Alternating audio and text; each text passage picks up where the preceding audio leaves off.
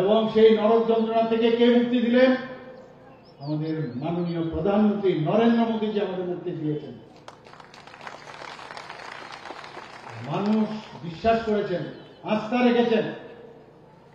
যখন 2014-তে উনি প্রধানমন্ত্রী হন, এর আগেও সরকার ছিল, আমরা সবসময় বলতাম বা সবাই বলতো যে কংগ্রেসের উপর একটা বিশ্বাস মানুষের ছিল, কিন্তু শেষ পর্যন্ত আমরা কি দেখতাম?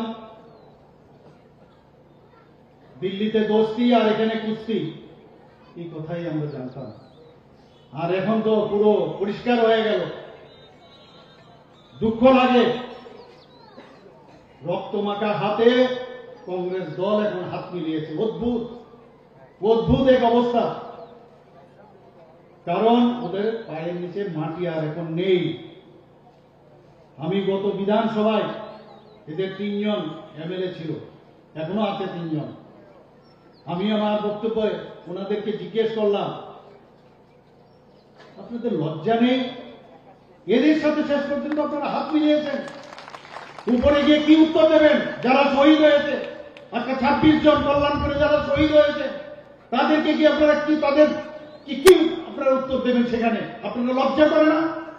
মাথা হেট করে বিধানসভার মধ্যে বসেছিল, উত্তর নেই ওদের। কলের জল এনে গঙ্গার জল বলে ছিটাচ্ছিল, আপনারা সবাই দেখেছেন।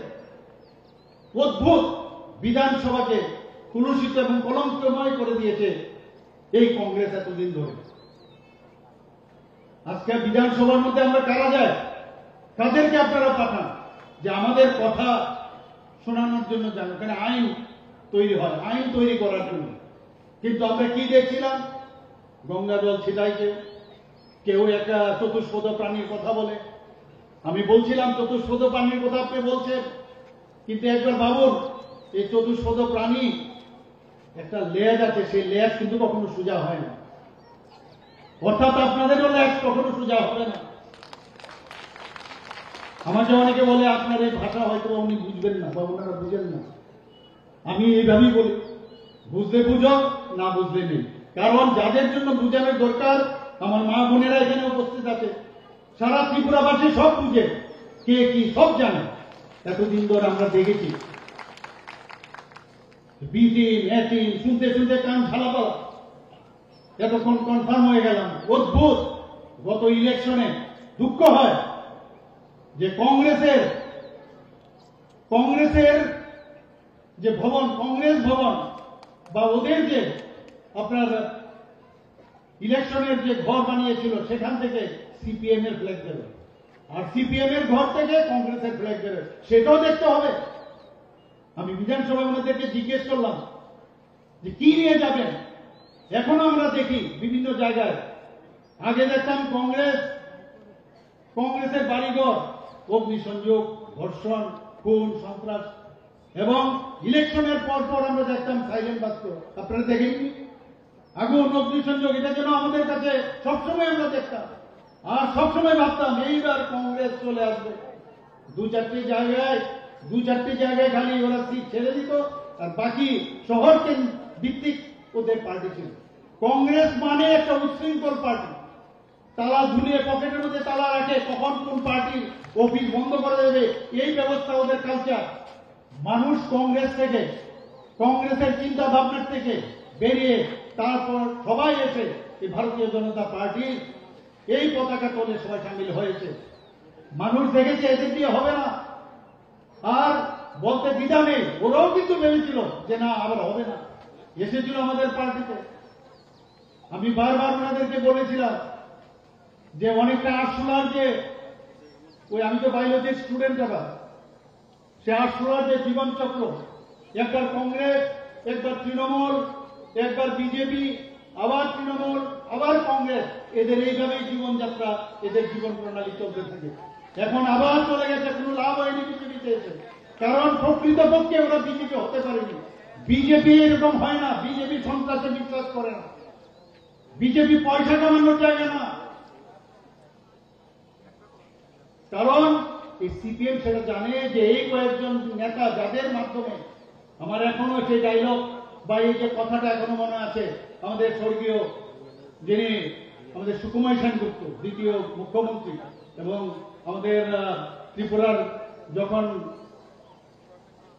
মানে স্টেটহুড হয় তখন প্রথম মুখ্যমন্ত্রী, উনি বলেছিলেন, উনার দাড়ি ছিল, দাড়ির মধ্যে হাত বুলাতেন, বলেছেন কি যে সমীর বাবু ও তো আমাকে ফেলে দেননি, ত্রিপুরাতে সিপিএম এর গোড়াপত্তন করলো, এবং সেটাই হয়েছিল। এখনো আশায় কিন্তু বুক বেঁধে ওরা এদিক ওদিক ঘুরছে। মাঝখানে চুপচাপ ছিল, রাজীব বাবু আমাকে প্রায় বলেন, আরে আবার যেন উকি ঝুঁকি দিচ্ছে। আমরা ডোন্ট ওয়ারি, মানুষ সব জানে, কিচ্ছু লাভ হবে না। আমরা দেখেছি যখন আমাদের যে ইলেকশন, মিউনিসিপ্যালিটির ইলেকশনের সময় আমরা সব দেখে নিয়েছি। এর মধ্যে তৃণমূল এসে ঢুকেছিল কলকাতা থেকে, কি অবস্থাটা হয়েছিল আপনারা জানেন সব। কিছুই লাভের লাভ কিছু হয়নি। এবার কংগ্রেস গিয়ে সিপিএম এর হাত দিয়েছে। অদ্ভুত এক সিচুয়েশন। মানে কোন লজ্জা মুখে ওদের কিভাবে গণতন্ত্রের কথা বলে, গণতন্ত্রের বুনিয়াদ। এই কংগ্রেস এই 3-4 জন লোককে সামনে রেখে আবার আমি জানি কোনোদিন, যদিও এটা অনেক স্বপ্ন, কোনোদিন আসবে না। কারণ আমাদের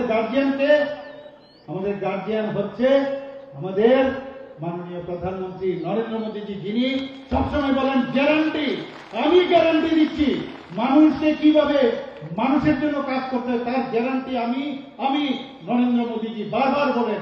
গ্যারান্টির গাড়িও নিশ্চয়ই আপনাদের সামনে চলে এসেছে। কত গ্যারান্টি দিচ্ছেন যে সমস্ত মানুষের সুযোগ সুবিধা যা যা আছে আমি যা দিয়েছি, ত্রিপুরা সরকার আমরা যা দিয়েছি সেইগুলো 100% যাতে পৌঁছানো যায় তার গ্যারান্টি মাননীয় প্রধানমন্ত্রীজি দিচ্ছে, ত্রিপুরা সরকার দিচ্ছে, সেই বিষয়ে আমরা কাজ করছি। আর ওনারা কি বলতেন?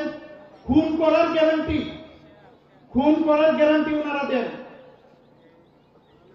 বন্ধুগণ, এদেরকে কোন অবস্থায় মাফ করা যায় না, কোন অবস্থায় মাফ করা যায় না। ত্রিপুরাতে বহু ঘর, আত্মনির্ভর ত্রিপুরার কথা আমরা বলছি, বহু কলকারখানা ছিল, বহু লোক, বহু স্কিল পার্সন ছিল, বহু লেবার, যারা সুন্দরভাবে ত্রিপুরাকে এক ত্রিপুরা শ্রেষ্ঠ ত্রিপুরা তখনই হয়ে যেত। জিন্দাবাদ জিন্দাবাদ করে করে এই কলকারখানাগুলো বন্ধ করে দিয়েছে ওরা। সকালবেলা ঘুম থেকে উঠেই খালি জিন্দাবাদ জিন্দাবাদ এইগুলোই ছিল। এই শ্রমিক শ্রেণীর শেষ, আর সেই নেতাগুলোর আঙ্গুল ফুলে কলা গাছ হয়ে গেছে, আমরা সবাই জানি। এখন ওরা বড় বড় নেতা, কিন্তু মানুষ, জনতা জনার্দন তারা সব বুঝে। এবারও আপনারা দেখেছেন 2023-এ আমরা বারবার বলেছি আমরা সন্ত্রাসে বিশ্বাস করি না।